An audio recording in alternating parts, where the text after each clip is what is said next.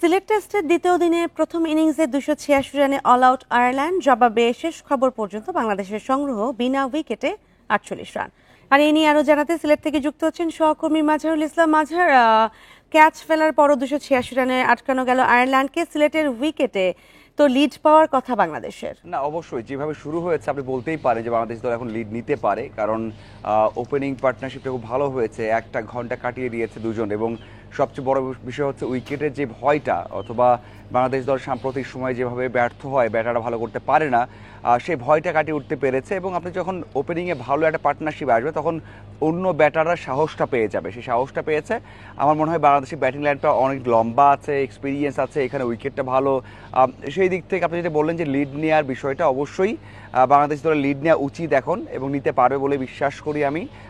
কারণ উইকেটটা ভাঙেনি, আড়াই দিন উইকেটটা ভালো থাকবে, এবং সেখানে দুই একটা বল হয়তো বা আনইভেন হচ্ছে, কিছু টার্ন হচ্ছে, অথবা বাউন্স হচ্ছে, খুব বেশি একটা বলের সমস্যা হচ্ছে না। সেটার খুবই ইতিবাচক দিক। এখন যত রান করা সম্ভব, আপনি দেখেছেন যে এগ্রেসিভ একটা অ্যাটিটিউড বা ব্যাটিং অ্যাপ্রোচ। কারণটা হচ্ছে যত দ্রুত যত বেশি রান করা যায়। এখানে আপনি আড়াই দিনের পর, আগামীকাল দুপুরের পর থেকে রান করা কঠিন হয়ে যাবে।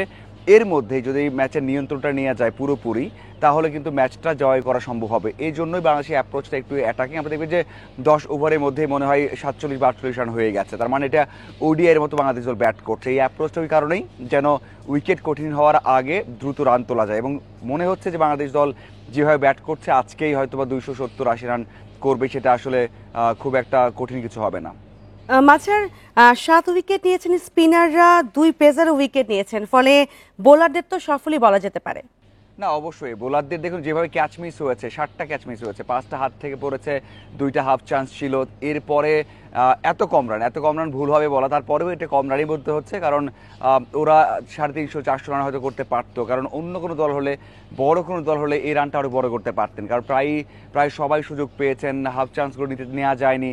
এই জন্য তারা ভালো একটা স্কোর করতে পারতো, কিন্তু শেষ পর্যন্ত যখন 286 রান তারা করেছে, তখন বলতে হবে যে হ্যাঁ, এই রানটা বোলারদের দারুণ পারফরমেন্সের কারণেই হয়েছে।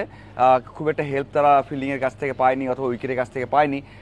সেজন্য বলতে হচ্ছে অবশ্যই যে এটা বাংলাদেশের বোলাররা খুব দারুণ করেছে, এবং সবচেয়ে বড় বিষয় হচ্ছে সবাই উইকেট পেয়েছে। ভেরিয়েশনটা ছিল, উইকেট পেয়েছে, এবং ভালোভাবেই ওদেরকে অল আউট করতে পেরেছে। ধন্যবাদ মাঝার। সিলেট টেস্ট নিয়ে জানাচ্ছিলেন সহকর্মী মাজহারুল ইসলাম।